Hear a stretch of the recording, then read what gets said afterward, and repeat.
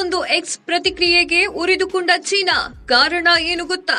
3ನೇ ಬಾರಿಗೆ ಭಾರತದ ಪ್ರಧಾನಿಯಾಗಿ ಅಧಿಕಾರವನ್ನ ಸ್ವೀಕರಿಸುತ್ತಿರುವ ಪ್ರಧಾನಿ ಮೋದಿ ಅವರಿಗೆ ಅನೇಕ ದೇಶದ ನಾಯಕರು ಶುಭಾಶಯವನ್ನ ತಿಳಿಸಿದ್ದಾರೆ.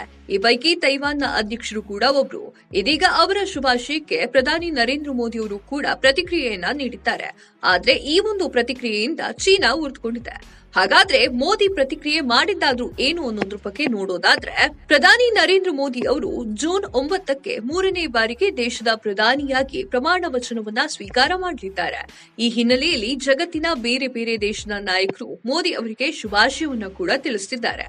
ತೈವಾನ್ನ ಅಧ್ಯಕ್ಷರು ಕೂಡ ಮೋದಿಗೆ ಅಭಿನಂದನೆಯನ್ನ ತಿಳಿಸಿದ್ದಾರೆ.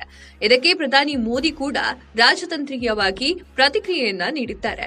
ಆದ್ರೆ ಈ ಪ್ರತಿಕ್ರಿಯೆಯನ್ನ ಚೀನಾಗೆ ಸಹಿಸಿಕೊಳ್ಳಲು ಆಗ್ತಾ ಇಲ್ಲ. ಹೀಗಾಗಿ ತೈವಾನ್ನ ಜೊತೆಗೆ ದ್ವೇಷವನ್ನ ಕಟ್ಟಿಕೊಂಡಿರುವ ಚೀನಾ ಮೋದಿ ಅವರ ಪ್ರಕ್ರಿಯೆಯನ್ನ ವಿರೋಧಿಸಿದೆ. ನರೇಂದ್ರ ಮೋದಿ ಹಾಗೂ ತೈವಾನ್ ಅಧ್ಯಕ್ಷ ಲಾಲ್ ಚಿಂಗ್ತೆ ಅವರು ಕೂಡ ಎಕ್ಸ್ ನಲ್ಲಿ ಅಭಿನಂದನೆಯನ್ನ ತಿಳಿಸಿದ್ದಾರೆ. ಆದ್ರೆ ಚೀನಾ, ಭಾರತ ಮತ್ತು ತೈವಾನ್ನ ಈ 3 ಸಂಬಂಧಕ್ಕೆ ವಿರೋಧ ವ್ಯಕ್ತಪಡಿಸುತ್ತಾ ಇದೆ.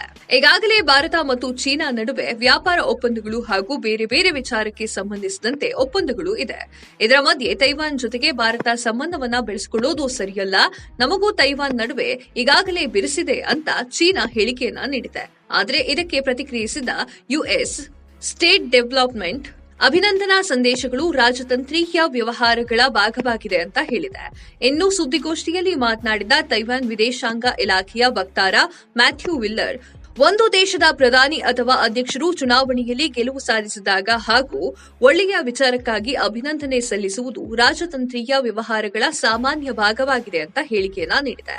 ಪ್ರಧಾನಿ ನರೇಂದ್ರ ಮೋದಿ ಅವರು ಚುನಾವಣಾ ವಿಜಯಕ್ಕಾಗಿ ನನ್ನ ಪ್ರಾಮಾಣಿಕ ಅಭಿನಂದನೆಗಳು. ವೇಗವಾಗಿ ಬೆಳೆಯುತ್ತಿರುವ ತೈವಾನ್ ಭಾರತ ತಮ್ಮ ಪಾಲುದಾರಿಕೆಯಲ್ಲಿ ಇನ್ನೂ ಹೆಚ್ಚಿನ ಬೆಂಬಲವನ್ನ ಎದುರು ನೋಡುತ್ತಿದೆ ಹಾಗೂ ಇಂಡೋ ಪೆಸಿಫಿಕ್ನಲ್ಲಿ ಶಾಂತಿ ಮತ್ತು ಸಮೃದ್ಧಿಗೆ ಕೊಡುಗೆ ನೀಡಲು ವ್ಯಾಪಾರ, ತಂತ್ರಜ್ಞಾನ ಮತ್ತು ಇತರ ಕ್ಷೇತ್ರಗಳಲ್ಲಿ 2 ದೇಶಗಳ ಸಹಯೋಗವನ್ನ ಬಯಸುತ್ತಿದೆ ಅಂತ ಹೇಳಿ ತೈವಾನ್ನ ಅಧ್ಯಕ್ಷ ಲಾಲ್ ಚಿಂಗ್ಟಿ ಎಕ್ಸ್ನಲ್ಲಿ ಪೋಸ್ಟ್ ಅನ್ನ ಮಾಡಿದ್ದಾರೆ.